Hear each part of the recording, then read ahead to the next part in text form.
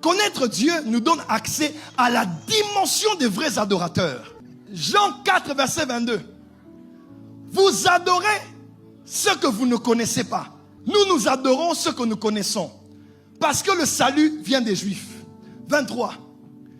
Mais l'heure vient et elle est déjà venue, où les vrais adorateurs adoreront le Père en esprit et en vérité. Car ce sont de tels adorateurs que le Père recherche. Verset suivant. Car Dieu est esprit. Verset 24. Et il faut que ceux qui l'adorent en esprit et en vérité. Vous ne connaissez pas ce que vous adorez, mais nous connaissons ce que nous adorons. Je connais, voilà pourquoi j'adore. Quand tu vois quelqu'un qui s'ennuie lors de l'adoration, il ne connaît pas Dieu.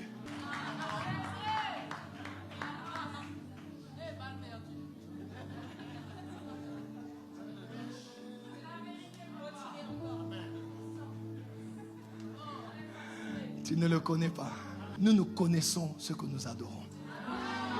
Plus tu le connais, plus tu tombes amoureux de lui et plus tu peux l'adorer. Dis à ton voisin, connais Dieu. Tu seras qualifié pour être un vrai adorateur. Le mot culte veut dire tourner tout autour d'eux. Donc si je fais un culte autour de toi, ne tournons pas autour des hommes lors de l'adoration. Voilà pourquoi on ne doit pas adorer pour plaire aux caprices d'une église. On ne doit pas tourner autour des caprices ou des envies des gens par rapport au cantique. Et il ne faut pas que, quand le culte est terminé, on doit évaluer la hauteur de notre adoration, ou la puissance de l'adoration, ou l'agrément de l'adoration par les réactions du public. Comment vous avez trouvé aujourd'hui? Est-ce que vous avez... Comment ont été les gens? Si vous évaluez l'adoration par rapport aux avis des gens, vous n'êtes pas des adorateurs. Vous êtes des idolâtres. Parce que vous êtes ici pour que les gens soient contents. Parce qu'on a bien chanté aujourd'hui.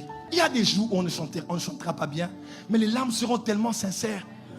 Le micro peut siffler, les voix peuvent être rouillées, mais le ciel dit non. Des parfums de bonne odeur sont montés ici.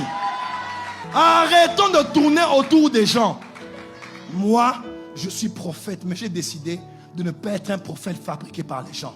Il y a des jours où je ne prophétise pas pour décevoir les gens. Afin que ceux qui sont venus entendre un canaille prophétie soient déçus. Parce qu'il y a des jours aussi on doit prêcher, on prie, on rentre. Il n'y a pas de prophétie. Oui. Il y a des jours comme ça. Il n'y a pas d'imposition des mains. Il n'y a pas de sauter. Il y a une parole calme, silencieuse, mais qui entraîne, qui tâche. Dis amen bien là où tu es. Je ne suis pas là pour tourner autour des gens. Je ne suis pas pour plaire aux gens. Non, on est là pour plaire à Dieu. Parce que les hommes sont changeants. Tu vas entrer à Jérusalem, ils vont dire fils de David, fils de David. Quelques jours après, ils vont dire crucifiez-le. Ils vont t'acclamer grand prophète. Quelques jours après, ils vont